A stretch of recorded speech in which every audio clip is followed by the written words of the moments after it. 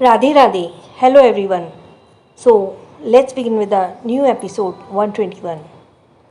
दुआ phone use कर रही थी तभी उसका ध्यान बाहर गया।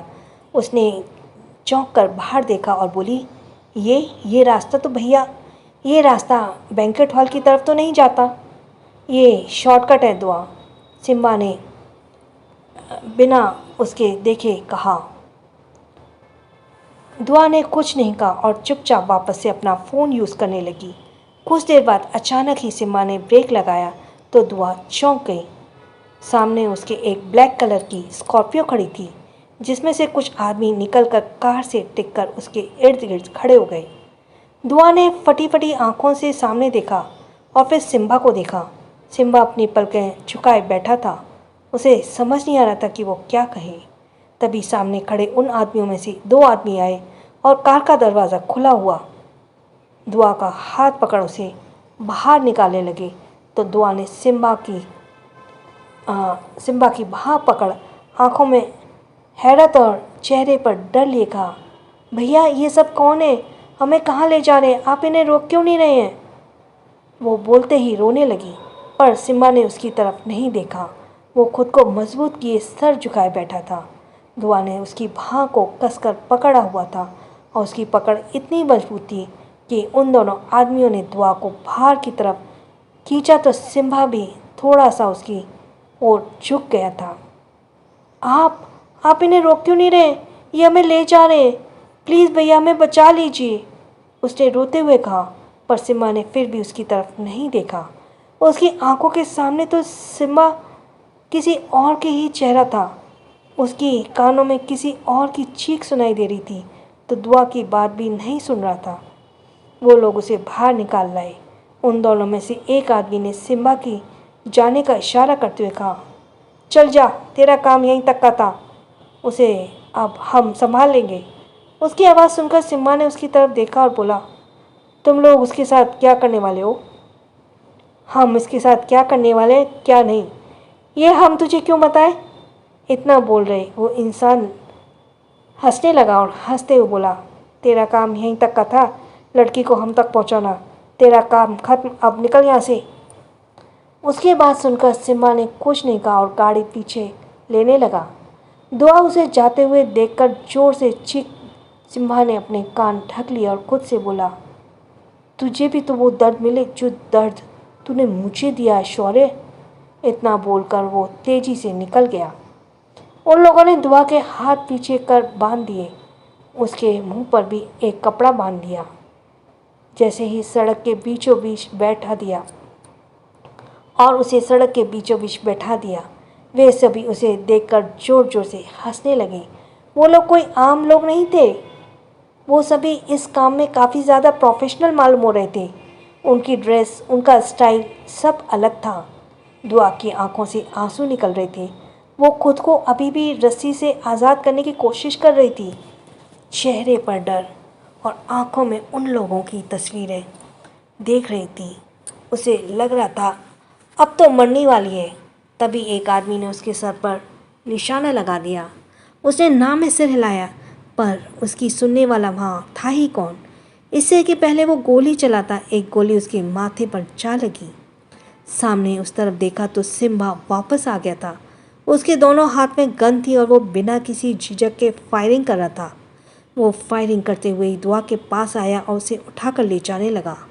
तो एक आदमी ने जो घायल हो गया था वो बोला, ये तूने अच्छा नहीं किया उसे धोखा देकर। तूने अपनी मौत को इनवाइट किया है। अब वो तुझे छोड़ेगा नहीं। सिम्बा ने अपनी बात पूरी करते हुए उसे शूट कर दिया और दुआ को लेकर चला गया। उसके हाथ खोल और मुंह पर से पट्टी हटा उसने उसे पानी दिया। दुआ ने पानी की कुछ छींटे अपने मुंह पर मारे और पानी पीकर गहरी सांस लेने लगी। तुम ठीक हो? सिम्बा ने पूछा। तो दुआ ने उसकी तरफ देखा और बोली, आप चले गए थे तो वापस क्यों आए? किसी और के लिए की सज़ा मैं तुम्हें नहीं दे सकता था।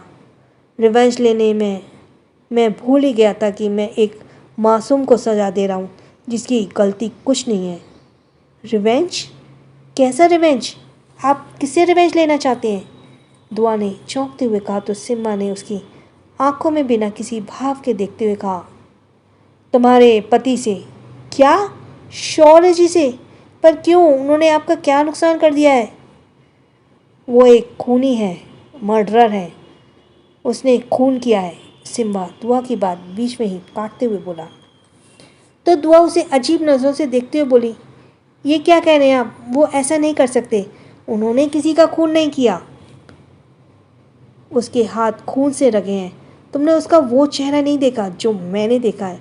सिम्बा ने गुस्से से कहा, भाई कहते हो ना तुम मुझे, उसी अनजाने रिश्ते में जिसमें तुमने मुझे जाने अनजाने में बांधा दिया, उसी रिश्ते के लिए मैं तुम्हारे लिए वापस आया, वरना शौर्य की बीवी को तो मैं अपने हाथों से मार दूं, बचाना तो दूर की बात है। उसने जहरीले शब्दों के बाढ़ छोड़ते हुए दुआ के सीने में जाकर लगा। दुआ भावहीन होकर उसे फटी फटी आंखों से उसे देख रही थी। इतनी नफरत शौर्य जी के लिए उसके मन में कैसे पनपी? क्यों करते हैं आप उनसे इतनी नफरत? उसने सवाल किया। उसे नफरत ना करूं तो फिर क्या करूं? उसने जो मुझसे छीना उसके लिए तो मैं उसकी जान ले लूं। सिम्बा ने बेहद नफरत और गुस्से से कहा। उसके शब्दों में छिपे उस गुस्से और कड़वाहट को दुआ देख पा रही थी। उसने आगे बढ़ सिम्बा के हाथ पकड़ा, उसे अपनी तरफ मोड़ उसकी आंखों में देखते हुए बोली, हमें वो वजह जाननी है जिस वजह से आप उनसे इतनी नफरत करते हैं। दुआ ने बहुत संयम से पूछा था। हालांकि शौर्य के बारे में ये सब सुनकर उसे अजीब लग रहा था। आज से 9 महीने पहले शौर्य की कार से मेरी बहन का एक्सीडेंट हुआ था और उसे हॉस्पिटल ले जाने की जगह उसे सड़क पर तड़पता हुआ छोड़ दिया था मरने के लिए। 9 महीने? क्या हुआ था? कहाँ हुआ था ये एक्सीडेंट? दुआ ने उसकी आंखों में देखते हुए सवाल किया। देहरादून की रात में। क्या उस दिन 10 अक्टूबर था? उसने सवाल किया। सिम्हा ने दुआ की बातों पर चौंक कर उसे देखा और हाँ में सिर हिलाते हुए कहा, तुम्हें कैसे पता? वो उस रात शौर्य जी का भी एक्सीडेंट हुआ था, हमारी आंखों के सामने। हम वहीं थे, उन्हें हॉस्पिटल ले गए थे। दुआ की बात सुनकर सिम्बा हंसने लगा और हंसते हुए बोला, उस इंसान की जान बचाने के लिए जिसने पहले ही अपनी कार से किसी को कुचल दिया था, उसकी जान बचाने के लिए भगवान ने तुम जैसे फरिश्ते को उसके पास भेज दिया और मेरी बहन उसकी मदद के लिए उस वक्त कोई नहीं था। वो वैसे ही तड़प तड़प कर मरती रही। हम आपका दर्द समझते हैं, पर वो एक्सीडेंट वो जानबूझकर नहीं किया गया था। शौर्य जी ने हमें पहले ही लगा था शायद रैश ड्राइविंग है, पर ऐसा नहीं था। उनकी कार के ब्रेक फेल थे। दुआ ने उसे पूरी बात बताई। सिम्बा अधूरा सच जानता था। उसे यही लगता था कि उस रास्ता शौर्य ने जानबूझकर वो एक्सीडेंट किया था और एक्सीडेंट हो जाने के बाद उसे वहीं मरने के लिए छोड़कर भाग गया। दुआ की बात एक बार फिर उसे चौंका गई थी। उसे समझ नहीं आ रहा था कि अब वो किसकी गलत ठहराए, हालात ही उस रात की या उस शौर्य की आखिरी गलती किसकी। इसमें वो गाड़ी से टेक लगाकर माथे पर हाथ रखकर झुकाए बैठा था। दुआ ने गहरी सांस ली और आंसुओं को छलकने से रोका और उसके पास बैठते हुए उसने अपने कंधे पर हाथ रखा उसके और सिम्बा ने उसकी तरफ देखा। हम जानते हैं आपको कैसा लग रहा होगा। हमने भी किसी अपने को ऐसे ही एक्सीडेंट में खोया था। शायद इसलिए उस रात हमने उनकी जान बचाई, क्योंकि हम फिर से किसी को उस दर्द में गुजरते हुए नहीं देख सकते थे जो दर्द हमने सहा था। सिम्बा उसकी बातें ध्यान रहा था और दुआ बोले जा रही थी। हम शौर्य से बात करेंगे तो मैं उन्हें आपसे माफ़ी मांगनी होगी। जो कुछ हुआ अनजाने में हुआ, पर उनसे वो एक्सीडेंट हुआ है तो उन्हें आपसे माफ़ी मांगनी ही होगी। उन्हें आपके सामने झुकना ही होगा। उसके बाद आपकी मर्ज़ी है, आप उन्हें माफ़ करते हैं या सज़ा देते हैं। सिम्बा एकटक दुआ को चेहरे को देखते हुए उसकी बातें सुन रहा था। उसे दुआ की बातों से रिलीफ तो मिल रहा था, उसे अभी भी भरोसा नहीं हो रहा था। उसने दुआ को देखते हुए कहा, तुम्हें लगता है वो इंसान जो अपने आगे सबको झुका देता है वो मेरे सामने झुकेगा, वो मुझसे माफ़ी मांगेगा। उन्हें मांगनी होगी आपसे माफ़ी, हम वादा करते हैं। वो होठों को टेढ़ा कर धीरे से मुस्कुराया और उसके सर पर एक हाथ रखकर बोला, तुम बहुत अच्छी हो। पता नहीं उस शैतान की ज़िंदगी में तुम्हारी जैसी लड़की कैसे आ गई। वो उठ गया और गाड़ी का दरवाज़ा खोला, बोला, सब तुम्हारा इंतज़ार कर रहे होंगे, चलो। दुआ ने कुछ नहीं कहा और अंदर बैठ गई। गाड़ी बेसमेंट हॉल की तरफ आकर रुकी। दुआ बाहर आने लगी तो सिम्बा ने उसका हाथ पकड़कर कहा, तुम्हारी कोई गलती नहीं थी, फिर भी तुम्हें इन सब का हिस्सा बनना पड़ा। क्या तुम मुझे कभी माफ़ कर सकती हो? जो मैंने तुम्हारे साथ किया उसके लिए। उसकी बात सुनकर दुआ ने होठों पर मुस्कान लिए कहा, हमने आपको उसी पल माफ़ कर दिया था जब आप वापस लौट कर आए थे। दुआ कार से बाहर ही आ गई थी। उसे शौर्य सामने दिख गया। शौर्य की आंखों में चिंता और उसके चेहरे पर रंग उड़ा हुआ था। दुआ को देखकर उसके दिल में सुकून मिला था। उसने एकदम से उसे अपनी बाहों में भर लिया और उसके लगे हुए बोला, तुम ठीक हो? तुम्हें इतनी देर कैसे हुई? दुआ ने शौर्य की पीठ को अपने हाथ बांधते हुए कहा, हम ठीक है, हमारी गाड़ी खराब हो गई थी। सिम्बा गाड़ी से बाहर आया और गाड़ी से टिक कर खड़ा हो गया। शौर्य उसकी आंखें मिली तो आज शौर्य को उसकी आंखों में कुछ और ही दिख रहा था और आज सिम्बा नज़रें झुकाए नहीं, उसे नज़रें मिलाए खड़ा था। आर यू श्योर कि तुम्हारी गाड़ी खराब हो गई थी? उसने सिम्बा की आंखों में देखते हुए कहा। हाँ, हम क्या आपसे झूठ बोलेंगे? दुआ ने उससे अलग होते हुए कहा। तभी राज और विशाल वहाँ आ गए और वो सभी अंदर गए।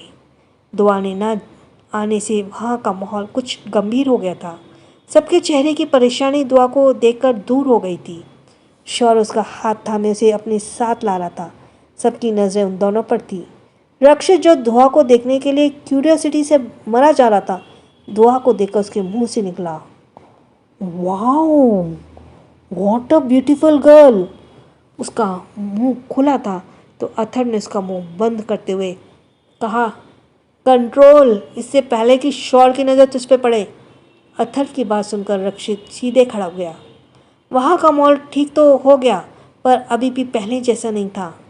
अनमे ने आयशा को कुछ इशारे किए और स्टेज की तरफ बढ़ गया। म्यूज़िक शुरू हुआ और दोनों ने डांस किया। फलक देखूं, ज़मीन देखूं, जहाँ देखूं तेरा चेहरा वहीं देखूं। उसने स्टेज पर आते ही सबकी नज़रें उन पर थीं और सभी उस संगीत में एंजॉय करने लगे। वे दोनों ही बहुत खूबसूरत कपल डांस कर रहे थे और फिर से म्यूज़िक बजने लगा। हर एक मंजर तेरा मंजर, वो क्या मंजर। ऐसे ही दोनों के बाद विशाल और चित्रा ने भी स्टेज पर आए और उन दोनों ने भी गाने को मैच करते हुए एक खूबसूरत डांस पेश किया। है किसने तलाश बदन मरमारी सा, या ख्वाबों भरी आंखें, वह चेहरा पारी सा। राज भी पायल के इशारे पर करता स्टेज पर गया। उसने आंखें ही आंखों में उसे चैलेंज किया था। पायल ने उसका चैलेंज एक्सेप्ट करते हुए बालों को कंधे से झटकते हुए स्टेज पर आ गई और उसका साथ दिया। दोनों ने एक बहुत खूबसूरत डांस किया। झलकता है पलकों से ये कैसा नशा, नहीं होश है कोई, क्या दिलकशा समा है। राज को पायल के साथ डांस करता देख अभय ने भी हिम्मत आ गई। वो सबके बीच से राखी को हाथ पकड़ उसे स्टेज पर ले आया। राज ने एक पल के लिए चौंका था पर अगले ही पल पायल उसके सामने आ गई। उसका सारा ध्यान उस पर चला गया। अभय ने राखी के साथ डांस करते हुए इस संगीत के फंक्शन में 4 चांद लगा दिए। ओ जाने अदा तेरी जैसी नहीं मुमकिन, नहीं कोई हंसी देखूं, फलक देखूं, ज़मीन देखूं, जहाँ देखूं तेरा चेहरा वहीं देखूं। दुआ ने शौर्य की बाह पर अपने दोनों हाथ कस दिए। शौर्य ने उसकी तरफ देखा तो वो मुस्कुरा रही थी। उसने शौर्य की तरफ देखा और क्यूट सा फेस बनाते हुए बोली, हमें भी डांस करना है सबके साथ, हम जाएं प्लीज़। आपने लास्ट वर्ड पर जोर देते हुए होठों को पाउट बना दिया तो शौर्य मन ही मन खुद से बोला, इसकी ये अदा मुझे पागल कर देगी। उसने हाँ में सिर हिला दिया तो कुछ ही सेकंड में दुआ उनके पास से स्टेज पर आ गई। दुआ ने आते ही सब साइड हो गए। राज, अनमय, विशाल, अभय सब दुआ के अलग अगल बगल खड़े हो गए और उनके लिए डांस किया। हर एक मंज़र तेरा मंज़र, वो क्या मंज़र जहाँ तुझको नहीं देखूं, पलक देखूं ज़मीं देखूं, जहाँ देखूं तेरा चेहरा वहीं देखूं। एंड सो ये एपिसोड यहीं फिनिश हो गया। And let's go for the next episode, शादी। अब सबकी परफॉर्मेंस देखकर सभी का मूड अच्छा हो गया था। सबके चेहरे पर खुशी थोड़ी पहले छाई, मायूसी के बादल छट गए थे। आयशा, चित्रा, पायल, राखी, ईशा, वो सब दुआ को रेडी करने के लिए रूम में ले आई थी। वहाँ उनके अलावा कोई और नहीं था। वो सभी खुद को दुआ को तैयार कर रही थी। कोई उनकी कमर से तगड़ी पहना रहा था तो कोई उसका मांग टीका सजा रही थी, कोई चूड़ियाँ तो कोई उसके माथे पर बिंदिया सजा रही थी, कोई उसकी आंखों में काजल तो कोई उसके होठों पर सुर्ख लाल रंग को सजा रही थी। जब सब अपना काम करके हटी तो उनके पीछे खड़ी वो पांचों ही लड़कियां हैरानी से अपना मुंह खोले और आंखों को फैलाए उसे देख रही थी। दुआ उन सभी के अक्ष को आईने में देखकर हौले से मुस्कुराई और बोली, क्या हुआ तुम सब हमें ऐसे क्यों देख रही हो? क्या हम अच्छी नहीं लग रहे? अच्छी नहीं, मेरी जानू तो बहुत अच्छी लग रही है, ईशा ने बाहों का हार उसके गले में डालते हुए कहा और उसके गालों पकड़ दबाते हुए बोली, काश सौरे सर की जगह मैं होती। हाय कितनी सोनी लग रही है तू, आयशा ने भी उसके कंधे पर हाथ जमा झुकाते हुए कहा। भाभी अब सच में यू और अमेजिंग, क्या लग रही हैं आप, आज तो भाई गए काम से, पायल ने उसके सामने आकर कहा। मैंने तुमसे ज़्यादा खूबसूरत दुल्हन पहले कभी नहीं देखी, राखी ने मुस्कुराते हुए कहा। तो चित्रा दुआ के सामने आकर उसे देखते हुए बोली, मुझे ऐसे लगता था मेरी बुआ जी से ज़्यादा खूबसूरत कोई नहीं, वो भी अपनी शादी पर इतनी भी ज़्यादा खूबसूरत नहीं लग रही थी जैसे तुम लग रही हो आज। रियली? अगर उसने बाद में कोई उनके जितना खूबसूरत है तो वो तुम हो दुआ। अपनी बात पूरी कर चित्रा दुआ के गले लग गई। अरे यार तुम सब तो तारीफ करके हमारे तार के पेड़ पर चढ़ाए जा रहे हो। तार नहीं होना चाहिए, झाड़ के होना चाहिए, झाड़ के पेड़ पर चढ़ाए जा रहे हो।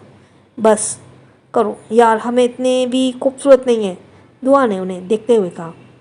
अगर तुम्हें ऐसा लगता है कि हम सब झूठ बोल रहे हैं तो चलो बाहर चलकर देख लेते हैं कैसे सबकी नज़रें तुम पर थमती हैं, पायल ने दोनों हाथ बांधते हुए कहा और सभी उसकी बातों पर मुस्कुरा दिए। तभी मन्नत के अंदर आते हुए कहा, क्या दुआ रेडी हो गई? इतना बोलकर सबने दुआ को उसकी तरफ मोड़ दिया। मन्नत दुआ को देखकर उसे देखते हुए ही उसके पास आई और अपनी आंखों से काजल निकालकर उसे नज़र का टीका लगाते हुए बोली, तुम्हें नज़र ना लगे किसी की मेरी बच्ची, बहुत खूबसूरत लग रही हो। बोलते हुए मन्नत की आंखें नम हो गईं। उसकी डबडबाई आंखों से आंसू झलकते उससे पहले ही दुआ उसके गले लग गई और मुंह बनाते हुए बोली, अम्मी अगर आप रोई तो हम भी यहाँ रो रो कर स्विमिंग पूल बना देंगे। दुआ की बात सुनकर मन्नत मुस्कुराई और बोली, आज आप बिल्कुल नहीं रोएंगी, आज तो आपका बहुत स्पेशल दिन है, आपको हंसते रहना बच्चे।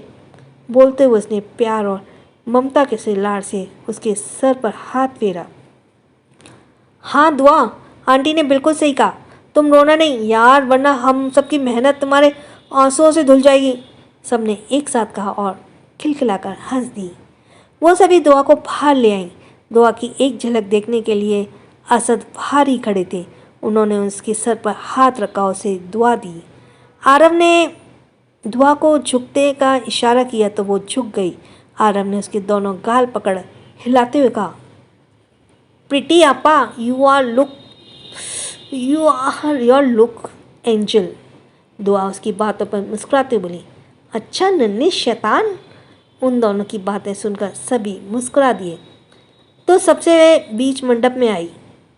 कुछ लोगों ने उसे प्यार भरी नज़रों से देखी, उसकी तारीफ की, तो कुछ लोगों ने उसे घृणा भरी नज़रों से देखी और उसे जादूगरनी बताया जिसने एक अमीर बिजनेसमैन को अपने हुस्न के जादू में फंसाया था।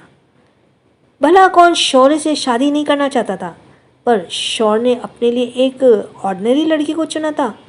पर क्या ये सच में दुआ सच में एक ऑर्डिनरी लड़की है या किसी कैसल की प्रिंसेस? खैर जो भी है ये तो वक्त ही बताएगा। शौर्य मंडप में बैठा था। उसकी पलकें जैसे थम गई थी। उन्हें झुकाना ही भी होता है ये भूल गया था। वो एकटक अपनी ज़िंदगी को अपने करीब आते देख रहा था। दुआ का उसकी ओर हर बढ़ता कदम उसके सीने में हलचल कर रहा था। हार्टलेस इंसान जिसका दिल कहाँ है, किधर है भी या नहीं, आज वो भी धक धक की आवाज़ कर रहा था। आज शौर्य ने पहली बार उसे महसूस किया था जो उसके शरीर में कहीं छुप कर बैठा था। पर आज वो भी दुआ के इस रूप को देख अपनी मौजूदगी का एहसास करवा रहा था। तेरी ही है वो, अब इतना भी मत घूर, उसे नज़र लग जाएगी। विशाल धीरे से शौर्य के कान में फुसफुसाया तो शौर्य ने उसे घूर कर देखा। मीरा ने दुआ की बलाएं ली, प्यार से उसके माथे को चूमा। मीरा और असद ने हाँ कहने पर शादी की रस्में शुरू हुई। 7 फेरे लेकर वो 7 जन के रिश्ते में बंधने वाले थे। वरमाला के बाद शौर्य ने दुआ को हाथ को थाम कर फेरे लेने शुरू किए। दुआ ने पूरे हक से उसके हाथों को अपना हाथ दिया और कदमों के निशानों पर वो अपने कदम रखते जा रही थी और सब उन पर फूलों की बारिश कर रही थी। ये अभय कहाँ है, दिख नहीं रहा। राज ने इधर उधर देखते हुए कहा तो विशाल बोला, अनमय भी नहीं दिख रहा। ये दोनों गए कहाँ शादी छोड़कर, राज बोला। पता नहीं, विशाल धीरे से बोला और अभय को कॉल करने लगा। तभी उसे अभय उसकी तरफ ही आता दिखा। क्या हुआ, तुम दोनों कहाँ थे? शादी हो रही हो यहाँ और तुम दोनों? बाद में बात करते हैं शादी के बाद, अनमय विशाल को बीच में रोकते हुए बोला और उसके हाथ में फूल लेकर शौर्य और दुआ के ऊपर फेंकने लगा।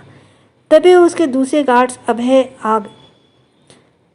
दूसरे साइड अभय आ गया और उसने भी उसके हाथ से फूल ले लिए। ये दोनों गए कहाँ थे, उसने मन ही मन सोचा। फिर सर झटक कर वो भी दोनों को फूलों की बरसात करने लगा। शादी की रस्में एक एक कर हो गई। सभी उनसे मिलने और उन्हें विश करने लगे। इस बीच अनमय ने शौर्य के कान में कुछ कहा तो उसके साथ एक रूम में चला गया। उसके पीछे राज, अभय और विशाल भी गए। उनके सामने एक आदमी बेड पर लेटा था। तभी अभय उसके पास जाकर बोला, शौर्य आ गया है, आपको जो भी कहना था वो कह सकते हैं। अभय की बात सुनकर वो आदमी जो अपनी एक बाँ आंखें पर रख लेटा था वो हाथ नीचे करते हुए उठा और बैठ गया। शौर्य की बाहें तन गई और चेहरा एकदम सख्त हो गया था। तो वहीं वो आदमी फटी फटी आंखों से शौर्य को देख रहा था। उसने सवालिया नज़रें अभय की तरफ मोड़ी और बोला, क्या यही शौर्य है? तो अभय ने सर हिला दिया। शौर्य एकदम आगे आया और बोला, तो आपको होश आ ही गया निरंजन शर्मा। फ्लैशबैक। वो सभी डांस करके स्टेज से उतर ही रहे थे कि शादी का शुभ मुहूर्त 2 घंटे बाद का ही था। तो वो सभी लड़कियां दुआ को रेडी करने रूम में ले गईं। राज और बाकी सभी भी शौर्य के साथ उसके रूम की तरफ जा रहे थे कि तभी अनमय का फ़ोन रिंग हुआ और वो पीछे से दूसरी तरफ चला गया। अभय भी उसके पीछे पीछे चला गया। अनमय की आवाज़ सुनी। उसके कॉल पर बात कर रहे शख्स के तेज आवाज़ में कहा, व्हाट? दूसरी तरफ से किसी ने कुछ कहा तो अनमय बोला, मैं अभी आ रहा हूँ। इतना बोलकर उसने कॉल कट किया और जाने के लिए मुड़ा कि अभय उसके सामने ही खड़ा था। कहाँ जा रहा है इतनी जल्दी में? हमें जाना होगा, अनमय ने कहा। तो अभय ने हाँ में सिर हिला दिया। वो दोनों बैंक्वेट हॉल से निकल गए और बिना किसी को कुछ बताए। दोनों जब विला पहुँचे तो जंग पहले ही छिड़ चुकी थी। शांतनु के आदमी पहले ही वहाँ पहुँच चुके थे और उनके आदमियों से लड़ रहे थे। अभय ने गाड़ी से निकलते हुए कहा, कहीं हमें देर तो नहीं हो गई आने में। अनमय आगे बढ़ एक आदमी जो उनके आदमी को मार रहा था उसका हाथ पकड़ उसे मोड़ कर तोड़ते बोला, नहीं अभी ज़्यादा देर नहीं हुई। अभय ने आदमी को किक करते हुए कहा, ओके जल्दी ख़त्म करते हैं, शादी मिस नहीं करनी। अभय के बोलते पर अनमय ने उसे थम्स अप दिया और लड़ते हुए आगे बढ़ा। तभी उसके एक आदमी ने कहा, सर पीछे से भी कुछ लोग अंदर आए हैं, शायद वो लोग विला में एंटर कर गए हैं। इडियट, ये बात तुम मुझे अब बता रहे हो? अनमय ने उसे घूरते कहा और अपने सामने आ रहे लोगों को मारते हुए अंदर जाने लगा। पहले से ही अंदर आ चुके लोगों ने निरंजन को ढूंढ लिया था और वो उसके ऊपर हमला करने ही वाले थे कि तभी निरंजन ने अपनी आंखें खोली और एकदम से पलट गया। उस आदमी के हाथ में पकड़ा खंजर बेड में घुस गया। निरंजन खड़ा हैरानी से आंखें चौड़ी किए उसे देख रहा था कि तभी उसे दूसरे आदमी ने उस पर हमला किया। इससे पहले कि निरंजन उससे हमले से घायल होता, अनमय दोनों के बीच आ गया और वो उसका हाथ पकड़े उसे वार को रोक दिया। और वे क्यों इस अंकल के पीछे पड़े हो सालों? क्या बिगाड़ा बेचारे इस अंकल ने तुम्हारा? इतना सालों तक टॉर्चर किया, बेचारे अंकल को कोमा में भी पहुंचा दिया और अब मरने के बीच चले आए, मारने भी चले आए। वो बोलते हुए उनसे लड़ रहा था। निरंजन जो हमले में डर से अभी भी दहशत में था, उसके पैर कांप रहे थे। अभय भी लड़ते हुए अंदर आ गया था और निरंजन को अपने पैरों पर खड़ा देखकर बोला, क्या बात है, आज तो कमाल ही हो गया। बहुत इंतज़ार करवाया अंकल आपने, बट फाइनली अब आप होश में आ गए। अब सारी मिस्ट्री भी सॉल्व हो जाएगी। शांतनु के आदमी को ख़त्म कर दो, दोनों की हाफ रहे थे। शांतनु के आदमियों को ख़त्म कर दोनों ही हाफ रहे थे। दोनों लड़ने के बाद निरंजन की तरफ मुड़े और अपनी शर्ट की स्लीव नीचे कर बटन लगाते हुए बोले, वेलकम अंकल, पूरे 2 महीने बाद आप कोमा से बाहर आए हैं। तुम दोनों कौन हो और मैं यहाँ कैसे? वह दोनों को हैरानी से देख रहा था। उसकी आवाज़ में भी डर था। आपको हमने से डरने की ज़रूरत नहीं है, you are safe with us, Anmay हाथ दिखाते हुए बोला। मुझे शौर्य से मिलना है, क्या तुम दोनों मुझे उस तक ले जा सकते हो या कहाँ मिलेगा वो बता सकते हो? निरंजन की बात सुनकर अभय और अनमय दोनों ने एक दूसरे को देखा और धीरे से मुस्कुरा दिए। अभय उसके पास आते बोले, कुएं के पास रहकर उसी का पता पूछ रहे हो? अभय की बातों पर निरंजन दोनों को सवालिया नज़रों से देखने लगा और देखते हुए बोला, आप शौर्य के घर में ही हैं, आपको बचाने वाला भी वही है। क्या? उसने चौंक कर कहा और दोनों सिर हिला दिया। मुझे उससे मिलना है, मुझे उसके पास ले चलो, उसने जल्दबाजी में कहा। और कहते कहते ही एपिसोड फिनिश हो गया। जिसका सब्सक्राइब करना रह गया वो जल्दी से सब्सक्राइब करे। और थैंक्स फॉर लिसनिंग। छोटों को प्यार, बड़ों को सम्मान। राधे राधे।